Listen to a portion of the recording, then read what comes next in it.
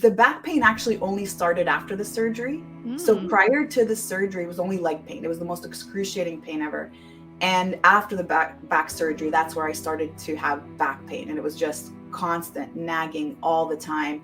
And yes, you're right. Even though there was this pain that was always there, this sort of numb baseline, the pain of who I had become was way greater. So okay, you have to choose your pain. And I think at that point, I just was so desperate. I had reached that line in the sand moment where I was like, who is this person? Like, I just really just didn't love myself. I just really was so frustrated and just disappointed in how my life had turned out at that point.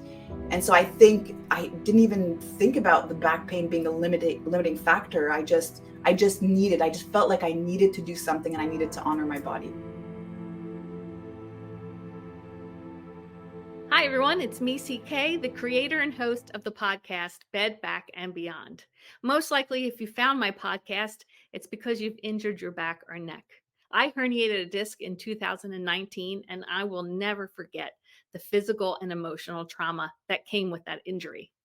And that's why I created the Bed, Back, Beyond podcast. I wanted to give a one-stop shop of positive recovery stories from serious neck or back injury to those of you in need. And this is where I would like to ask for your help.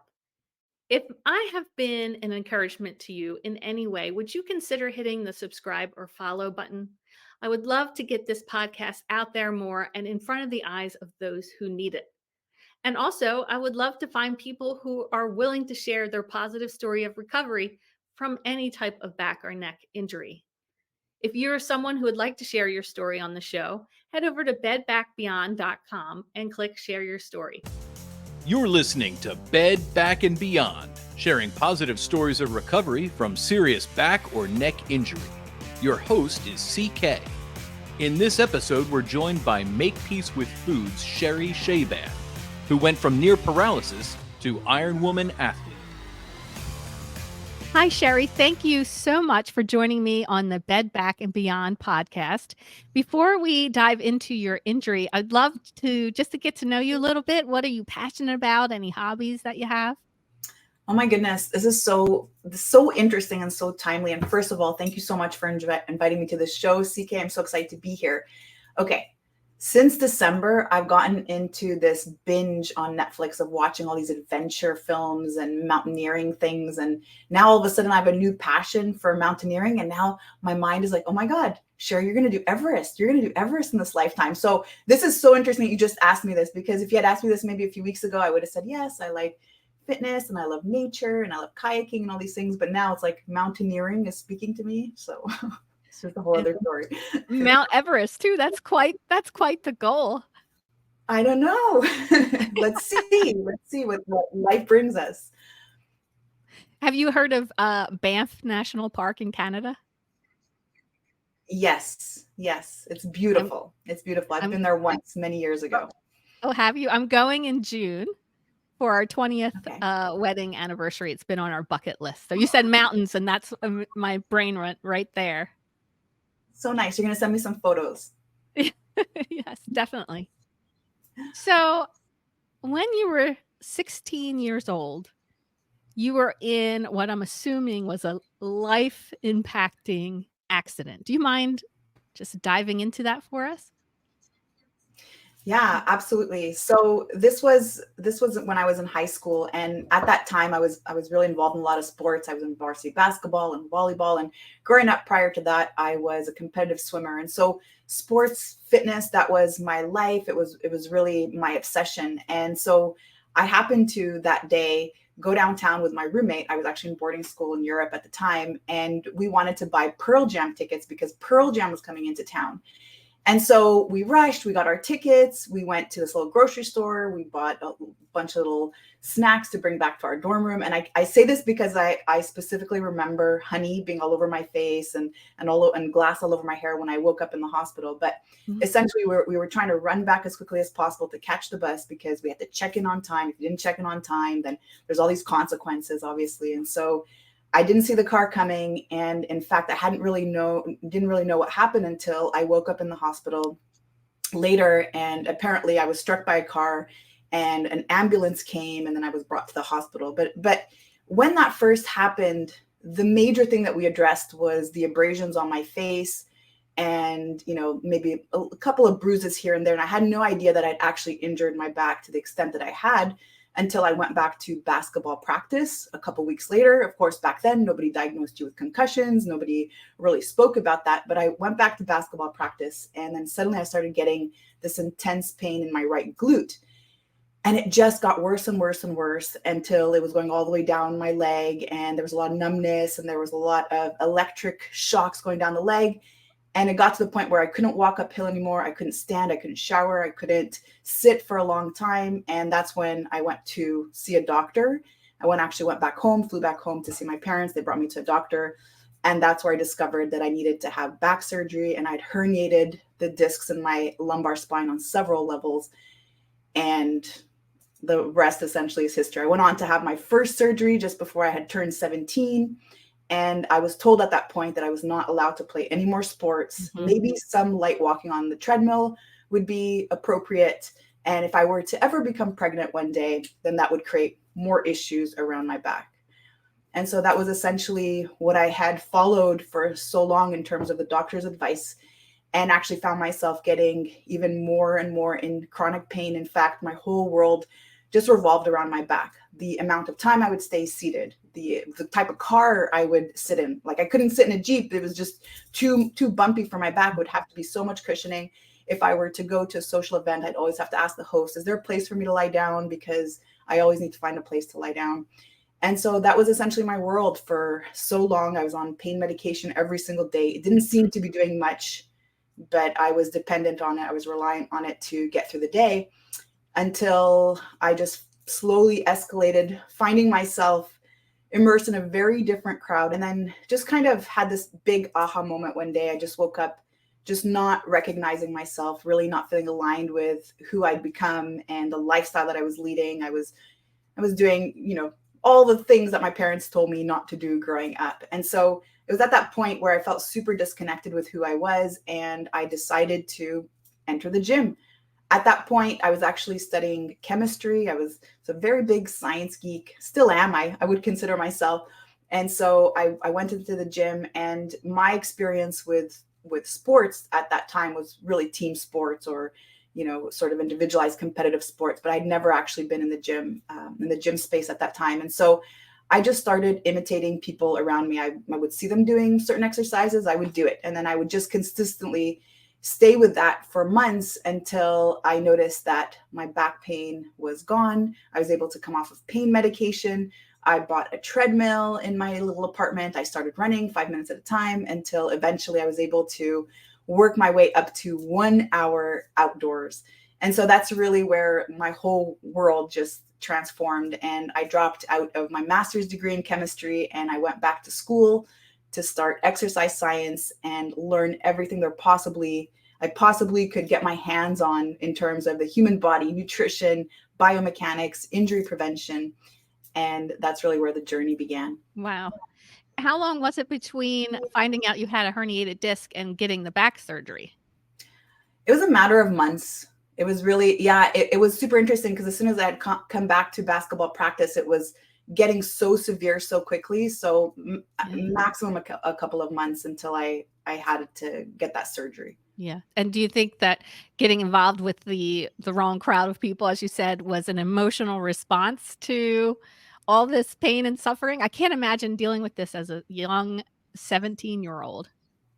Yeah. And you're absolutely right. Like, at 17 years old, that's where, we're finding ourselves, and we have our own voice, and we have a lot of significance, and we have friends, and we're really connecting and belonging to a crowd. And then suddenly I wasn't part of that crowd anymore. It just happened overnight. So just to feel that level of acceptance, I think that's just what drew me to that environment, because it was partying and it was fun. And of course you just get to disconnect from your body. You get to disconnect with what's going on in your life. And so that did bring in the moment a lot of joy and a lot of excitement and a little bit of fun into my life. Yeah. So you had surgery, and then you were still in pain. Yeah. And in that pain, brought yourself to the gym? Yeah. And, the back pain actually only started after the surgery. So prior to the surgery, it was only leg pain. It was the most excruciating pain ever. And after the back surgery, that's where I started to have back pain. And it was just constant nagging all the time. And yes, you're right. Even though there was this pain that was always there, this sort of numb baseline, the pain of who I had become was way greater. So Okay. you have to choose your pain. And I think at that point, I just was so desperate. I had reached that line in the sand moment where I was like, who is this person? Like, I just really just didn't love myself. I just really was so frustrated and just disappointed in how my life had turned out at that point. And so I think I didn't even think about the back pain being a limiting factor. I just felt like I needed to do something and I needed to honor my body. Yeah. It seems to be a very common thread in, I have a microdiscectomy group on Reddit, and there's Facebook groups, and over and over and over again, you see people who get injured. And I deal a lot with herniated disc. They get injured, they get surgery, they feel better, but then the pain comes back. And there is this psychological element to this injury that nobody is prepared for. Yeah. And everybody starts to feel stuck. Life will never be back the same again. I'll never do weightlifting again. And I love the fact that you had this intense emotional reaction, were in pain, but the importance of who you were overcame that pain and brought you to the gym. How do you think like that? You know, it's so interesting because I also feel anybody going through a massive injury or this even massive life event or a disease of some sort, there's all these expectations around how we're supposed to manage it. And even with my back, I've spoken to so many people, and there are so many people who have opinions about how surgery is, it's not good to have surgery and allopathic medicine, and there's a natural conservative way to overcome this. And so easy for, I find, people to say who are not going through it, right? Because, CK, I've given birth twice, and I always say I would rather give birth every single day for a full month than to endure back pain. Wow. Yeah, yes. Because it's debilitating. It completely takes over your life. Your mood changes, your character changes. When you're in a lot of pain, like you're grumpy, you're grouchy, you're frustrated, you're angry. And so what I've learned, and if anybody's listening and going through the same thing, is what I've learned is that your body has an inner intelligence and it knows. And pain is just, it's an alarm for us to just be mindful of something that may not feel right. And whether we just got out of a cast because we broke a leg or we are recovering from an injury, there's always a little bit of pain and discomfort that we have to go through, because what actually happens and where the pain comes from is from atrophy. It's from weakness. And so the first thing that was said to me was, Sherry, stop doing everything. And so I went from being super fit, quote unquote, whatever that means to anybody, but for myself, I felt strong, I felt stable, to suddenly being told that I was not allowed to do anything. And so, of course, doing that, the body weakens and the muscles weaken. And it's just so amazing how resilient the body can be when we allow for that. And so as I share my story, I also want to say that I didn't walk into the gym deadlifting a bus. Like, no way. I walked into the gym like very gentle. And in fact, I was always more prudent and more cautious when I started something new, or when I knew that I would be lifting weights and taxing my body. And so I stayed very light. And even up until today, the majority of the training that I do is body weight only. And, I don't find a purpose or a reason to need to load the spine or to need to push myself to the point of breaking if I don't have an outcome, if I'm not being paid for that, if that's not my occupation, right? We do this because we just want to honor ourselves and stay strong and stable. And ultimately, that was my motivator to go back to the gym as well. For a long amount of time, I was reliant on my mom to help bathe me, to help bring me to the bathroom even, and to help do very mundane things. And so that's incredibly humbling. And so my ultimate goal of going back to the gym and getting strong was not so that I can transform my body and have a six-pack and wear the bathing suit in the summer. I really want to be able to do everything for myself and be completely autonomous up until my last days. And that would be the greatest blessing and gift I could possibly ask for. And so you're right that there is this pain and there's a massive psychology and constant feeling of guarding around that injury. But if you just allow for it and just slowly start, and, there's this distinguishing line between fake pain and real pain. Okay. All pain is real. All pain is legitimate, by the way. But what I want to say is that if we can start to notice the difference between fake pain and real pain, we're going to feel more comfortable taking action. So real pain is the type of pain that is always there. It is there when you sleep. It is there when you move. It is there when you do anything. It's constantly there. Whereas fake pain is there while you're doing the activity and then goes away. And so that's was sort of my marker, was that, okay, this feels uncomfortable, but when I'm done doing it, the pain goes away. So that feels okay. But if I did a little too much and then I noticed that the pain was always there and then I was in that pain for a week or two because I had done something a little bit too much, I took note of that and then I would back off. And so a lot of just connection with body. Yeah, I mean, that's so true for my own experience. I had allowed my back muscles to atrophy, and Right. so it took a long time for that back pain to go away, just because I had to re-strengthen my muscles. Right. But it was a mental battle going to a physical therapist. Stuff would hurt, and Yeah. he would say to me, "You're not in pain. Your brain remembers the pain." And I had to learn that difference just to get over the fear of moving. So I always tell, so not all doctors recommend physical therapy, but I feel like it's so important Oh just my to goodness. retrain your brain that it's okay to move again. Yes. Oh, so good. You know, you remind me of this super funny image I have of myself. When I was doing osteo school, I would drive to Toronto. So I'm actually from Montreal. I would drive to Toronto to do my classes. I would stay with my brother for 5 to 6 days, and then I would drive back. And so I remember on one of the occasions, we were actually doing a lot of spinal manipulations. So we practiced on each other. We were learning all these techniques and adjustments. And so we were learning these manipulations on the spine. And I think I may have done too much. And so I was starting to feel my back. And so I know that sensation where my back is about to spasm, my QL, my quadratus lumborum on the left side. That's the dude. That's the guy. And so I feel, oh, my QL is about to go. And so I get up. So I'm sitting on the couch, I'm watching a movie, and I'm feeling, oh no, my spasm is starting. I get up, CK, and I just start running. It was the most like insane thing. Like, who would think of getting up and starting to run and force and move your body? But because I understand the pain spasm cycle, right? We have to interrupt that pattern. This is all a loop happening in the brain. So very similar to what you said, this is the brain remembering the pain.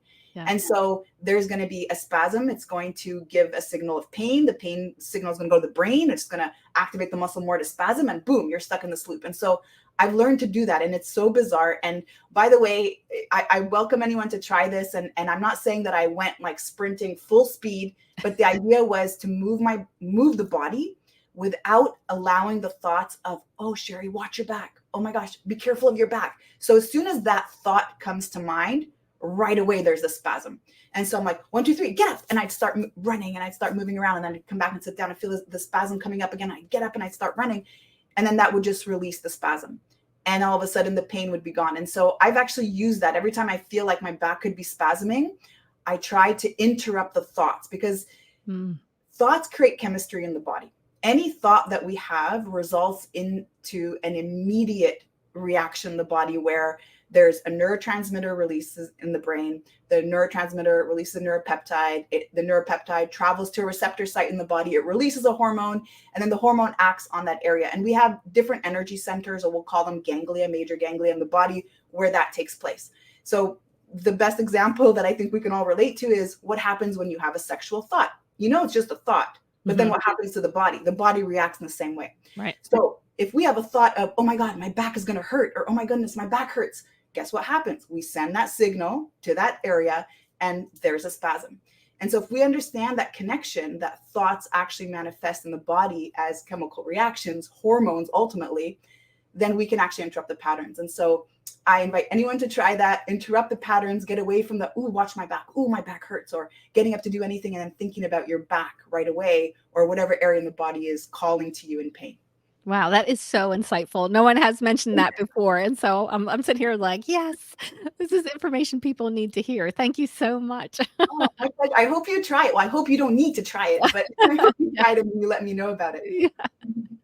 So you were like, I'm done with chemistry. Let me get into, did you follow osteopath first? I'm sorry. Or did you go into physical training first? So I went to, it's interesting because I just want to come back to the done with chemistry. And I, I'm so grateful for, I have a bachelor's degree in biochemistry and in chemistry and exercise science.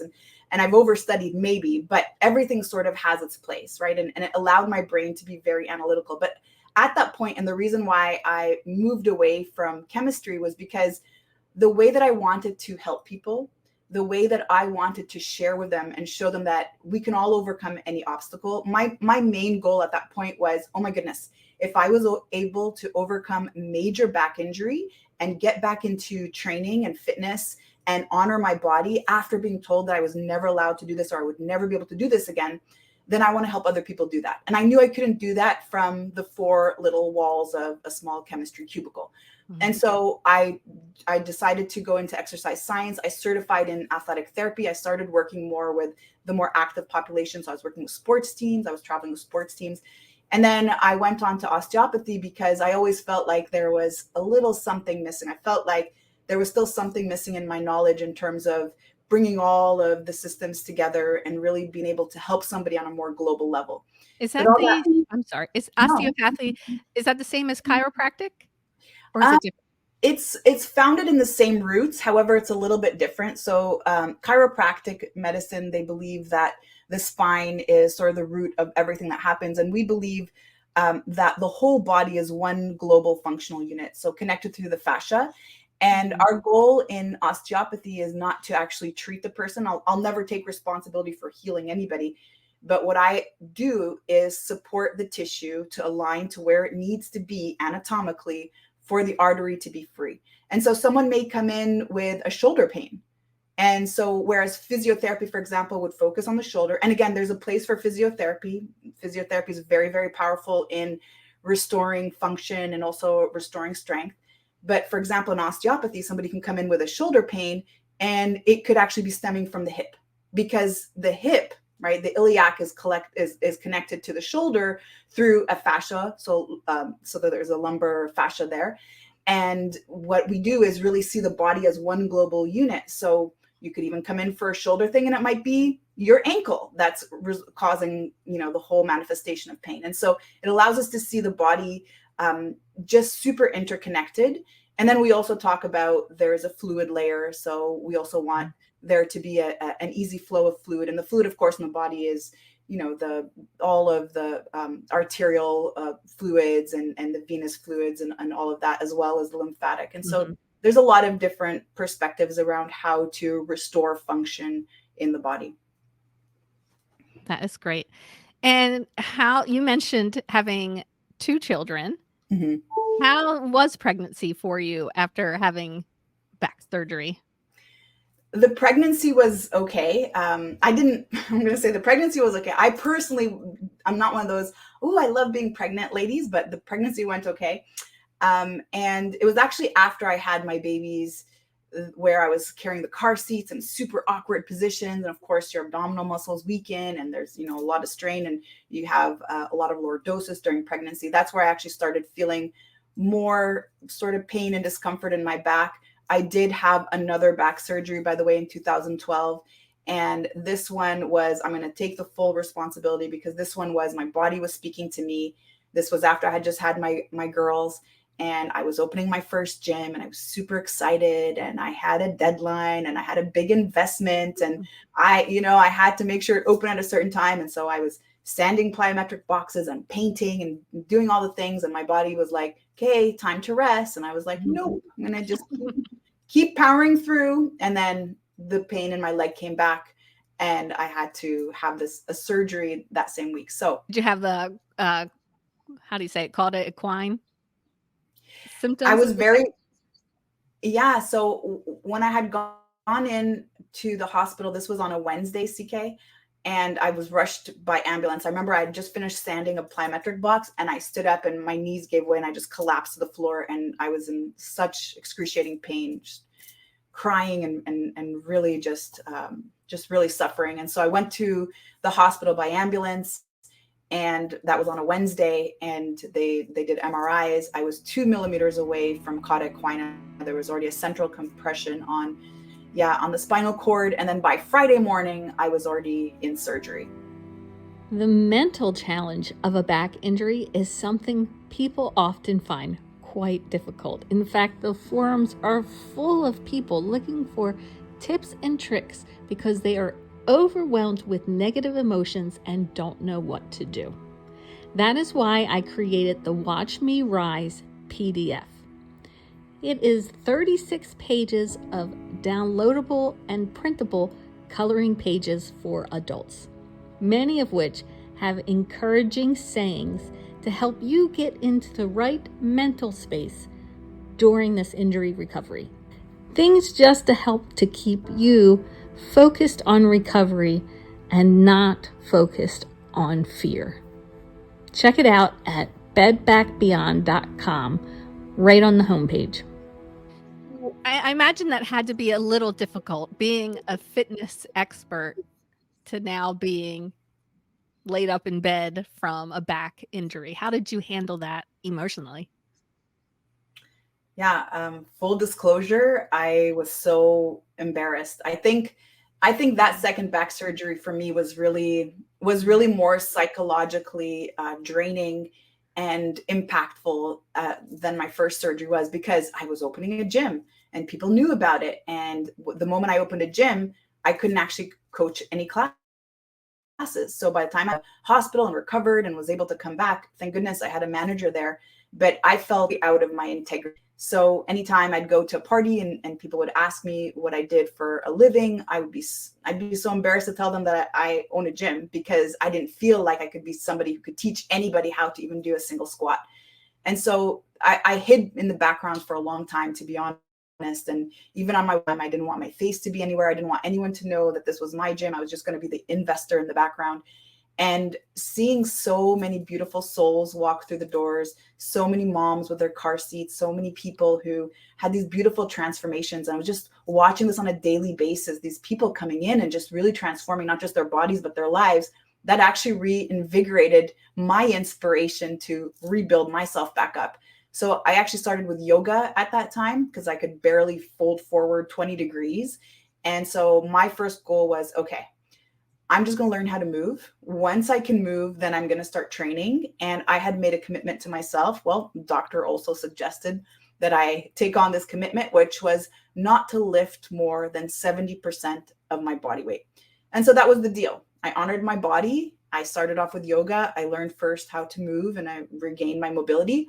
And then I slowly started to work with body weight. And that actually ended up creating my app, the HitDex app, which is mostly body weight, and to really help people to be able to train in a way that is not stressful in the body, that doesn't really create a lot of load and a lot of intensity on the body unnecessarily.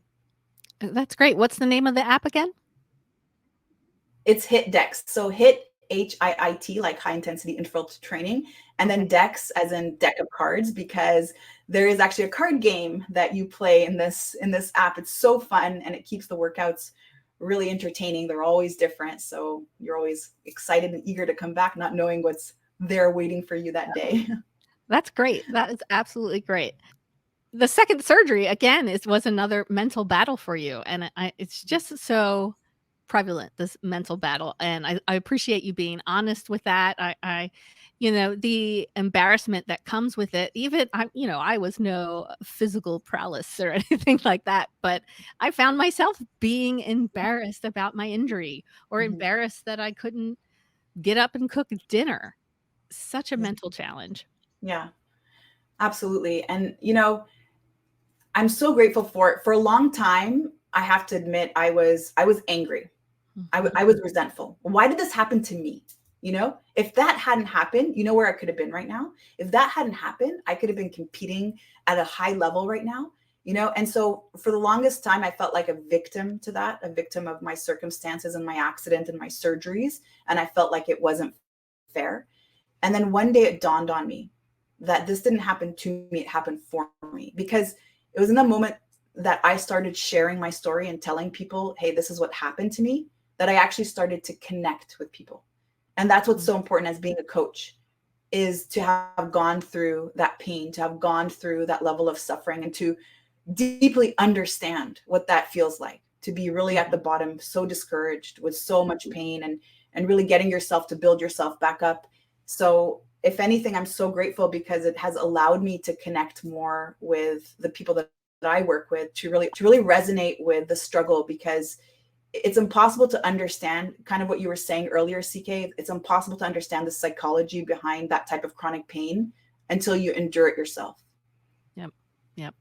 I try to put out the message that people should be looking at this instead of the woe is me, look at it as this is a challenge that I can overcome. And it's so hard when you're in that pain, but I also say now I'm able to look back. My injury was 2019, and I can say, thank God for that injury because of what has come from it. Right. Um, and so I think that's a huge part of the mental battle as well. It's a challenge you can overcome, but look for how this will actually be a blessing in your life or a blessing for other people in your lives. Super interesting, because human nature, we only want good things to happen to us. We don't want to go through any bad things, and we've already coined things good and bad, right? We have good emotions and we have bad emotions. We do good things and we have bad things, but polarity really is the energy and the law of the universe. So we have light and we have dark, and we have life and we have death, and we have winter and we have summer. And so there's this constant change in the polarity of what's really going on. And so when we look at every single person's life, we all have the amazing, exciting things that happen that shape us to become who we are. But then we also have the struggles that also shape us to become who we are. And so that's just the balance. And I've never met anyone who does not have a story, because we all have a story. Right. And if we ever took the time to learn a person's story, it would be impossible not to fall in love with them. It would be impossible, because we all have gone through different traumas in our life. We've all had to overcome something. We've all had something major happen to us. And most of the time we don't get to choose that. And so when we allow for that, when we accept that and we learn from it, more importantly, like you were saying, CK, you realize that it all happened for us and it actually fits, and it's always for a good reason when you look at it. Even though while you're going through it, it's not the funnest thing. But afterwards, you're like, oh my goodness, like, oh wow, if that didn't happen, I wouldn't have met this person. If that didn't happen, I wouldn't have started this program. I wouldn't have started this podcast, right? And so you allow for that, and you're like, wow, these are actually the gifts. These are the gifts, and these are the tests. Oh. Wonderful. How about you tell us about your career now? What are you doing? I believe you own a gym, correct? So I owned a gym up until the pandemic, and it's super interesting. During the pandemic, I had to close down my gym in Quebec, in Montreal. We were very rigid around the opening, the closing, and the limitations of the gym.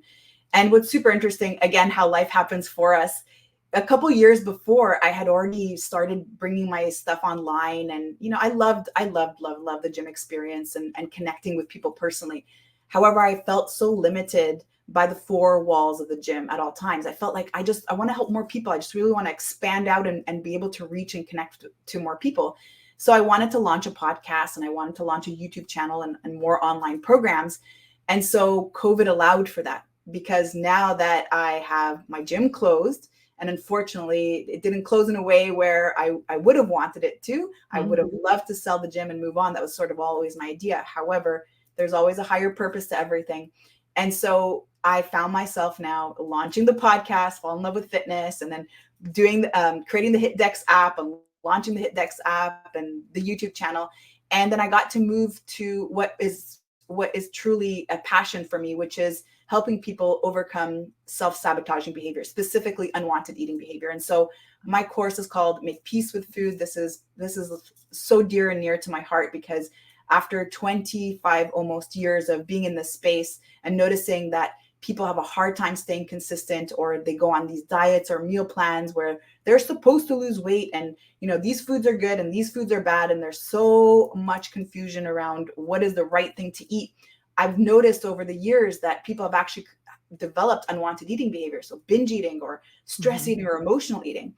And so it's impossible to address the side effect of the behavior, which is the weight gain or the loss of health, unless we, of course, address the root cause. And the root cause is the psychology, and that generally comes from the nervous system. And so it's just been such a beautiful, beautiful journey. I feel so incredibly grateful in my life to have gone through all of these experiences, including my own struggles, to come to this place where you really understand that it is love and compassion first and foremost that we give ourselves that allows for all healing.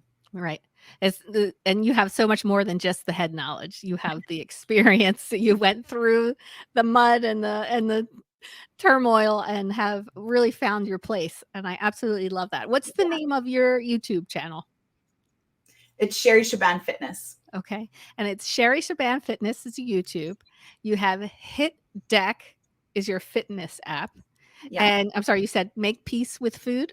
Yes, that's correct. Is that a website or is that on your YouTube channel?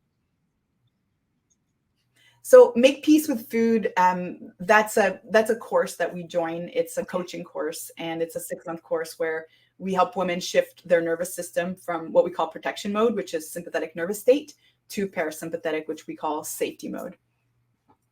Awesome. I can't thank you enough for being willing to be on the podcast and share your story. You have so many insightful just tips and experience, and I really think the listeners are going to appreciate hearing from you. Well, thank you so much, CK. It's so easy to talk to you. You're so amazing at what you do. Please continue to share this message. We need more people who are also feeling stuck and feeling like there's no possibility for them to overcome what they're going through, to really hear this and to feel empowered and knowing that there is a way. There's always a way. Always a way. If you are a listener and you have a positive story of recovery from a serious neck or back injury, head over to bedbackbeyond.com and click share your story. I would love to include your voice in these episodes to be a hope and a help to those who are currently in pain. Sherry, thank you once again. Thank you so much, CK. Such a pleasure.